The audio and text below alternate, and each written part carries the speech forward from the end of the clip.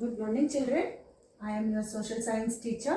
Today let us continue with the chapter Working of Institutions. See children, under this we have studied why do we need parliament, what are the three organs we have studied, and who has the power, and the political and permanent executive in the country we have studied, that is the Prime Minister and the Council of Ministers and the President are the main political people in the country.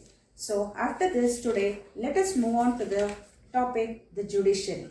See children, when I say judiciary, you all know that it includes all the courts children at different levels. Includes all courts in different levels. Understand children? So it includes all the courts in different levels in a country and consists of Supreme Court, High Courts and District Courts. The Supreme Court is the top legal organization. So the Supreme Court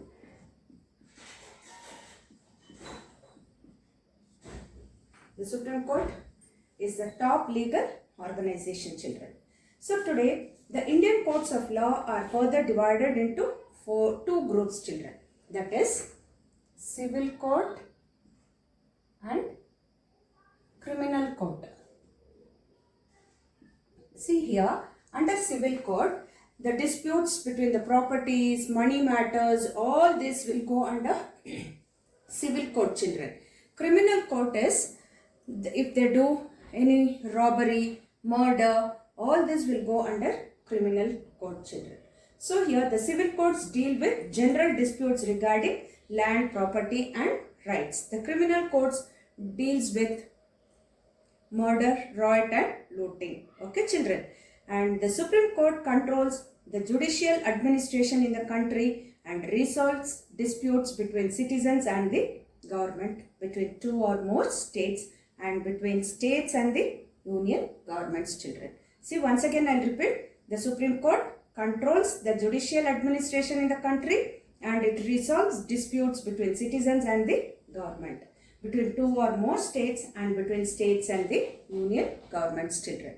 So the Indian judiciary is also known for being independent of the legislature and the executive and is non-partisan. Okay. The judges do not act on the direction of the government or the ruling party. The judges for the Supreme Court and High Courts are appointed by the President.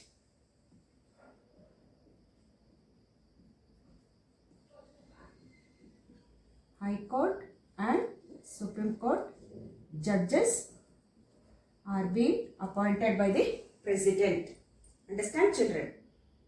And on the advice of the Prime Minister and in consultation with the Chief Justice of Supreme Court, he will appoint children. A judge can be removed only when an impeachment motion is passed separately by a 2/3 majority of members of each of the two houses of the Parliament. Okay, and then the Supreme Court and the High Courts have the power to interpret the Constitution. If the courts feel that any law or action of the government is against the Constitution, they can declare it as invalid children. Okay, and the Supreme Court has ruled that the basic principles of the Constitution, which cannot be changed by the Parliament, it acts like guardian of the fundamental rights. Understand? And then the judiciary can review laws and government's actions. The Indian judiciary is independent in the appointment and removal of judges and in the execution of its power children. So children, here all the courts at different levels in a country put together is called as a judiciary. Once again I am recalling you all. The Indian judiciary consists of Supreme Court for the entire nation, High Courts and the courts at local level. Understand children? And then the power to interpret the Constitution of the country. Therefore it is one of the most powerful in the world children. See now, the judges of the Supreme Court and the High Courts are appointed by the President on the advice of Prime Minister and in consultation with the Chief Justice of the Supreme Court children. In practice, the senior judges of the Supreme Court select the new judges of the Supreme Court. The senior most people who have got retired and all, no, they will select the new judges for the Supreme Court, children. And a judge can be removed only by an impeachment motion passed separately by 2/3 members of the two houses of the parliament, children. See, children, now how these disputes can be taken is between citizens of the country, between two or more state governments, between citizens and the government, between governments at the union and the state level, children. And what is the power of the Supreme Court and the High Courts is they have the power to interpret the constitution of the country. Understand? It can hear appeals against the decisions of the High Courts, children. It acts as the guardian of the fundamental rights. Understand? It controls the judicial administration in the country. It is the highest court of appeal in civil and criminal cases. You all understood, children? This is about today's topic. See, children, here in this topic, if you have any doubt, you can ask me in my live class, children. And almost all other points of the parliament, everything I have discussed. And then how the president and the prime ministers and the council of ministers are being elected, selected by, they are the elected representatives. All this we have studied. And the group of ministers is called the council of ministers.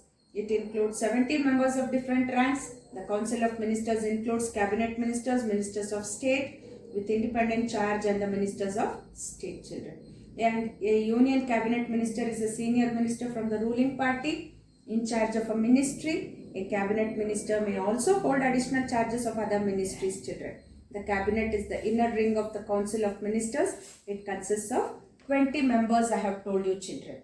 So, if you have any doubt, you can ask me in my live class, children. Thank you all, children. All the best for your exams. See, children, today I will give a very few questions of long answers I will be giving, and I'll complete this chapter. But this chapter will not be there for your exams. Okay, children. Thank you all. Have a nice day, children.